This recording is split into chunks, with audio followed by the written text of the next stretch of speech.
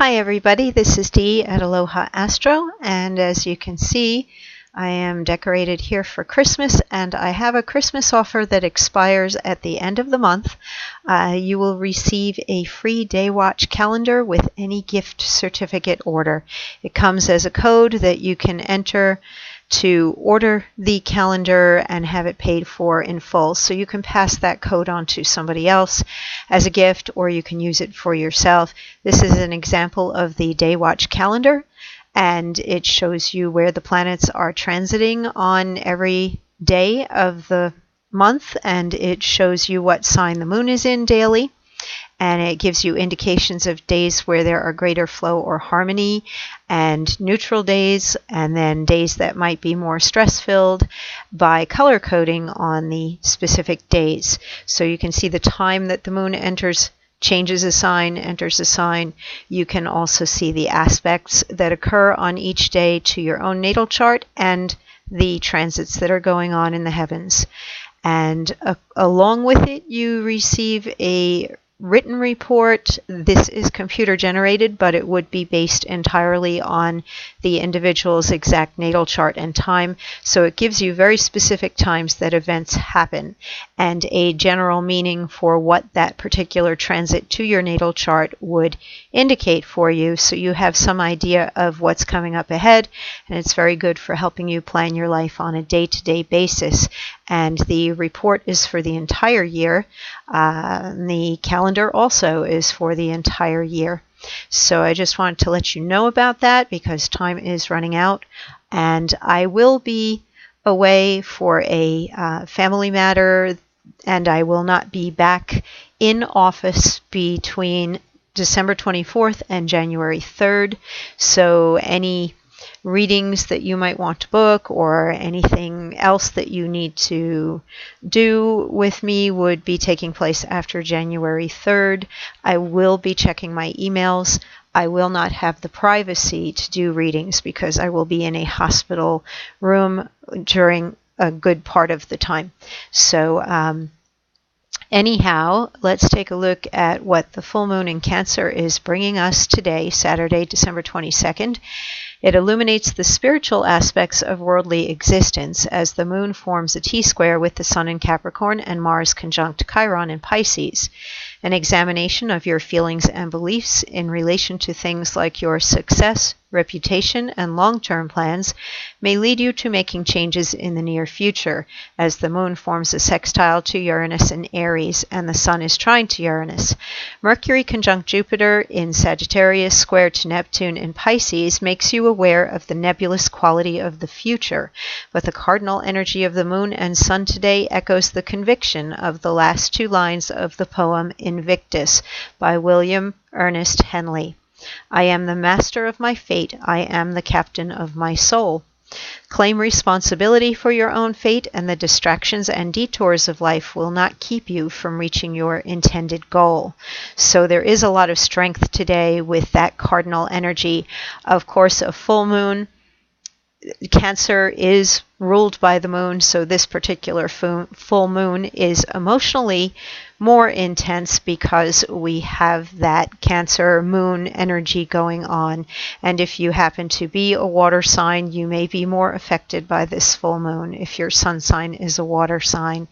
So let's take a look at Planet Watcher and see where things are at the point of the full moon today at 12:48 p.m. Eastern Time.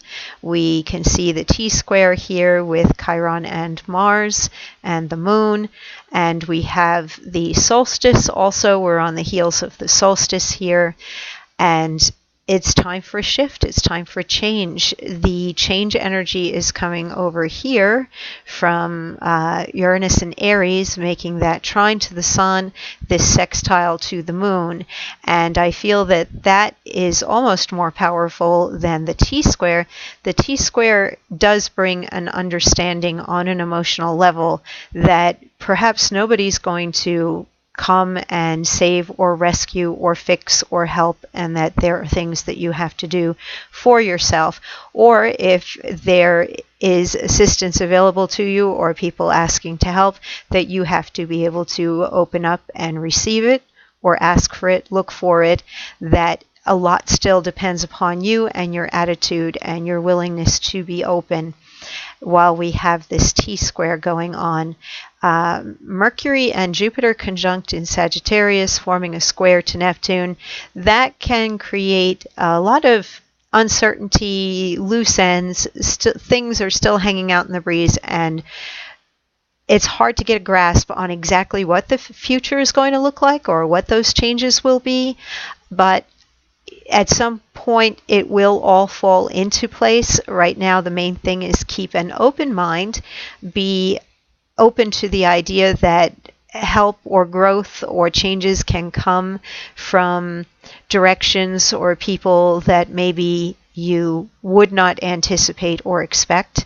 Be flexible when looking at opportunities, because it might not be as you thought it would be or how you would like it to be, but it may be workable and it may be something that is best for you. So this creates a little bit of uncertainty there, that square. Venus is making a very nice supportive trine to Neptune. This is nice for deepening and enhancing intuition. It can bring some grace and gentleness and kindness into life in general, and enjoying family, things of that nature. It puts a little bit of comfort and joy into the season, and it may also enhance your love life if you are looking for love, and if you are wanting to take a romance to a deeper level. The sextiles that Venus makes to Saturn and Neptune makes to Saturn can establish something a little more firmly. It can definitely make you appreciate and be grateful and thankful for the things and the people that you do have in your life, even if there are other things that are lacking or things that you are still striving for. So that's what's going on in the aspect patterns here. And let's take a look at the Sabian symbol for 1 degree of Cancer. Our actual full moon is at 0 degrees 49 minutes, so we move up, we round up to 1 degree of Cancer. On a ship, the sailors lower an old flag and raise a new one. A radical change of allegiance exteriorized in a symbolic act, a point of no return. Now that is definitely what I feel the solstice brings this time of year, as we come out of the darkness and into the light, and we move from the darkest day of the year, darkest night of the year, to increasing light. There's no going backward now. We've reached that halfway mark or that turning point at the solstice, so there is no returning. We have now reached a square, go degree angle, to the beginning of the cyclic process. This is a moment of crisis, a sharp turning point. In the zodiacal cycle, at the summer solstice, the northward motion of the sun in decimation stops. The sun rises and sets as far north of exact east and west as it can during the year cycle. Its motion is now reversed. Slowly the sunset points move southward on the western horizon, and the length of the day decreases. In the lunation cycle, from new moon to new moon, this is the first quarter phase. On the ship, which symbolizes the ego consciousness floating, as it were, on the sea of the vast unconscious, the individualized will make a basic decision. The dominant yang force allows the yin force to begin its 6-month long rise to power. The collective will gradually overcome the individual, and at the end the state will overpower the person. Now, however, the individual person enjoys his most glorious hour. He exults in his ability to make a free decision, i.e., to act as an individual who selects his life goal and his allegiance. This is the first stage in the 19th fivefold series of degree symbols. In a decisive act heavy with consequences, the symbolic college youth might realize that he should bring to an end his quest for the ideal companion and enter into matrimony. He assents to the possibility of progeny of home responsibility. His consciousness accepts a process of fundamental reorientation, implying the stabilization of his energies. So that's a lot of words. Definitely the idea of change is here. The ship is it's a thing for conveyance. It moves us forward. It's transportation. And upon the ocean, that has strong emotional symbolism. And it can represent life and the movement through life. The sailors are changing out a flag. So we're at a turning point, and a flag is a signal that is given out to the world as a whole. I feel like the Cancer-Capricorn energy that we see right now with the moon and the sun, our status, how other people see us, where we are an authority figure out there in the world versus home, family, our psychological foundations, our inner life, that we are looking at what we are inside internally, and whether externally we are expressing what we feel on the inside. And at 0 degrees and 0 degrees here, we are ready to move forward into something new, and it sets up a fresh journey, a new start. Now it's simply a matter of determining where you want to go, what you want to do, who you choose to be seen as. And the North Node, which is in Cancer as well, it is cardinal. Cancer is a cardinal water sign. We have a lot of energy being exchanged with Chiron and Mars and the Sun and Pluto. So there can be a lot of intensity around, can we pursue a destiny or a life purpose and find a way to actually make it real, make it work, become powerful in it, and have it support us and care for us and our family. So combining destiny and purpose along with making it something that supports us, that would be something that could also come up at this time of the full moon. Every full moon has richer, deeper emotions that come up, and all of the water sign moons particularly emphasize emotions, feelings, enhance intuition. Cancer does rule the home and the family, and of course we are at a holiday where issues around family come up. Some people are happy to be with family. Others, the dysfunction within family becomes apparent at the holidays, or the missing of family members who have passed and aren't with us anymore can come up. So there can be a lot of emotional intensity as we move into the holiday. Tomorrow we will see that we have a grand shrine pop up, and this can ease some of the emotional stress or discomfort now.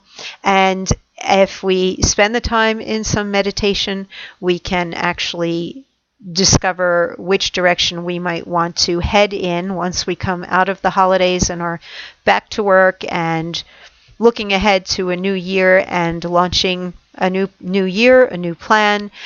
This grand shrine terminates in a kite that points toward all the Capricorn energy. It's time to establish something, make something real, be recognized and acknowledged, step up to higher responsibility, maybe enter into commitments.